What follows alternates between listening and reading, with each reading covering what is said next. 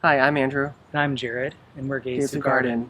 Garden. We are kicking off our spring videos with our very first garden tour.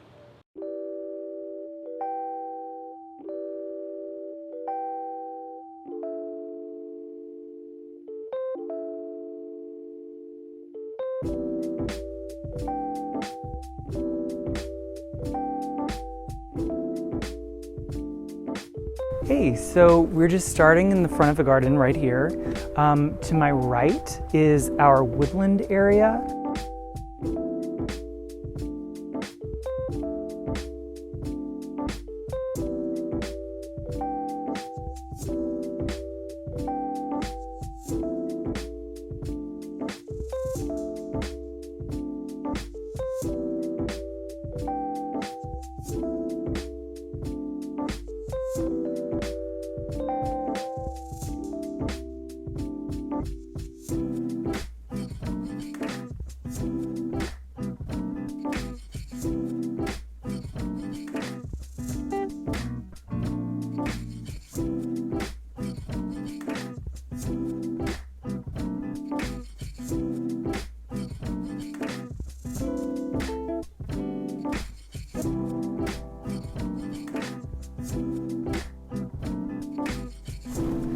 Come on.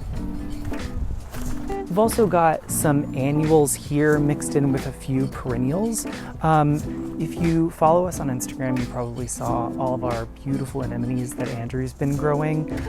They're pretty much finished growing now, but they were absolutely beautiful when they were in bloom. These are the irises that are pretty much finished blooming, except the ones in the back that are kind of coming in now.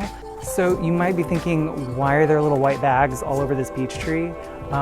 We had the hardest time with keeping peaches under peach tree over the past couple of years. So we have heard about this, this way of preventing it organically, where you cover up the peaches as they're ripening. They can still get sunlight, they can still ripen, but you don't have to worry about things carrying them off.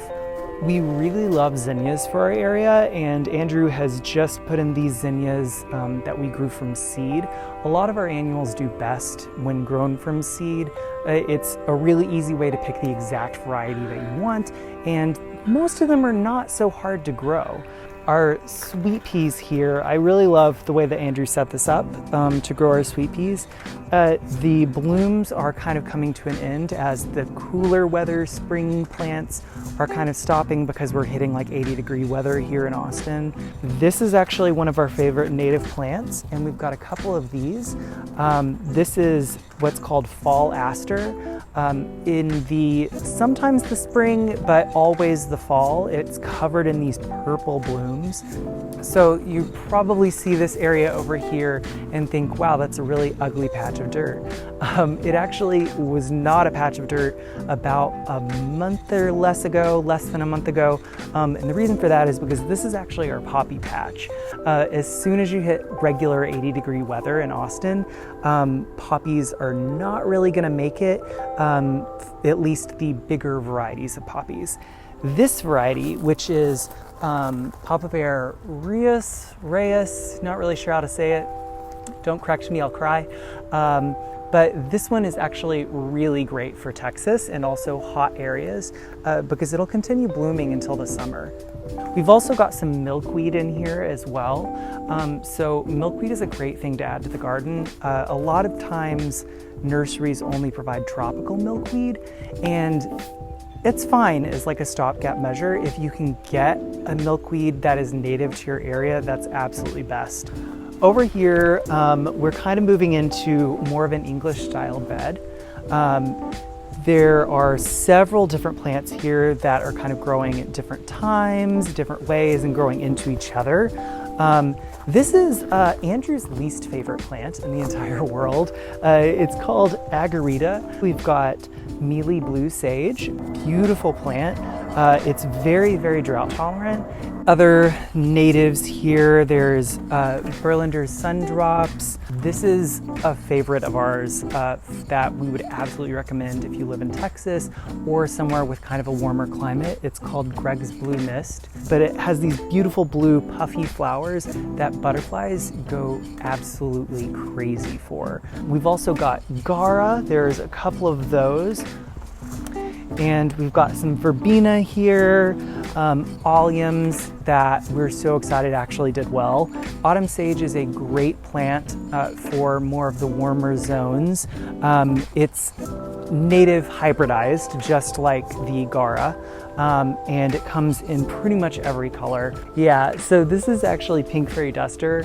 It was sold as Pink Fairy Duster at least, but I think it's actually a variety of it. So let's take a look at the ranunculuses. You might be like, why are your ranunculuses looking so sad right now?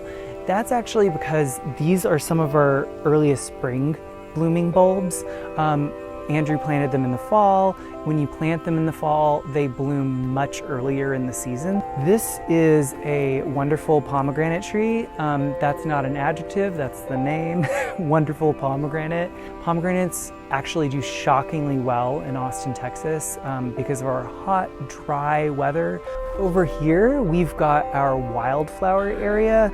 We've got a few more plants back here. I won't go all the way back, but this is another one of our favorites, Flame Acanthus. We've got a few other natives back here, shrubby mist flower, skeleton leaf goldeneye, which is another really, really great native plant. There's this yellow jessamine bush, this rose bush that we have back there with these beautiful salmon flowers. Then this is actually a native tree that we just put in.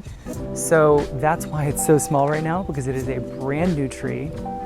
Fun fact about our yard, there were no trees. This was all empty. This was concrete and dirt and weeds.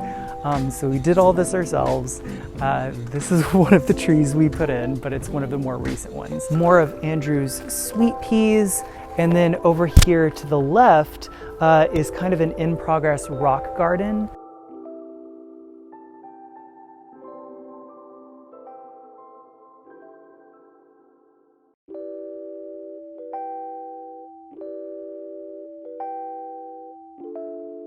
Moving on to this monster, these two are actually passion fruit. This one actually has fruits. So this is actually all from seed.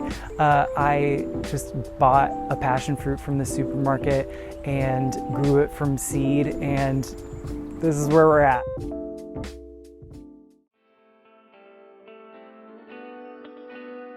All right, y'all, so I'm gonna walk you through our islands, is what we like to call it, in our backyard, and it's just one giant oval shaped gardening area that we have here that's sort of raised. As you can see, it's been kind of delineated by the limestone that we have going around the island. So first off, we have a few different butterfly bushes. As you could probably tell from the name butterfly bush, it is a magnet for all different types of pollinators, especially the butterfly. This patch right here is kind of our larkspur patch. You can see it growing in the background. It goes pretty tall with long stalks of flowers. Scabiosa that Jared started from seed. This one was started about, I believe, 2 years ago. This is our tree senna. Gorgeous, gorgeous yellow blooms starting about I want to say midsummer or late summer all the way through first frost. And it is actually providing shade, as you can see, to some of the plants underneath it that actually do appreciate part sun. So Texas is kind of very different from a lot of different growing zones in the US. In our summers, we experience pretty extreme heat, especially in a direct sun. So although a lot of these plants would say that they're full sun perennials or annuals, actually they're part sun. A lot of dill. Now these dills actually reseeded themselves from one single dill that I had brought home last year. They are the butterfly host plant of the swallowtail butterfly. Moving on to a few other annuals that I started from seed. These are bachelor's buttons, next to a few cosmos. Also, you got some marigolds. We have Brazilian rock rose growing in the center here. It loves the heat. It's doing very well, and it's also getting ready to bloom. This end of the island gets pretty much blasted by direct sun in the afternoon. We have a butterfly bush here that's starting to do really well. Last year it needed a little bit of time to get its roots established, but now that it has, it is starting to put out a lot of flowers, as you can see.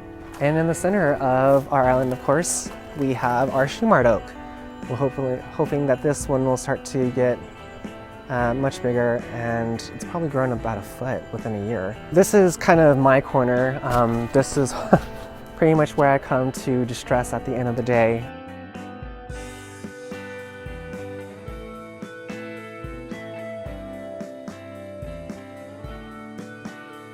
I first started out with, one potted up rose on the patio back when we lived in the apartments, and started growing, one became 2, became 5, became 10 potted roses. Eventually I had so many potted roses I needed to put them somewhere, of course. So this is my second raised bed, and I've dedicated completely to David Austin roses. Those of you who are familiar with David Austin roses, they are informally its own class of roses. You're probably looking at all these little white bags that are over each blossom. They are really to protect from these beetles, these various scarab beetles that had been pretty much plaguing my roses from the beginning. So that's why you see all these white bags floating in the wind.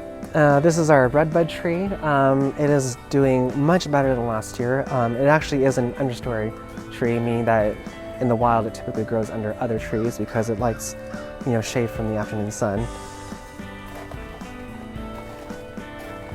As you can see, I have decorated the wildflower area with my remaining potted roses. These are a mixture of different hybrid teas as well as English roses. Anyways, thanks so much for watching, folks. This is our first garden tour. Hope you liked it. If you have any comments, suggestions, or questions, or anything that you want us to go over in our next video, just let us know. Feel free to comment below or send us a message. And please like, subscribe, and follow.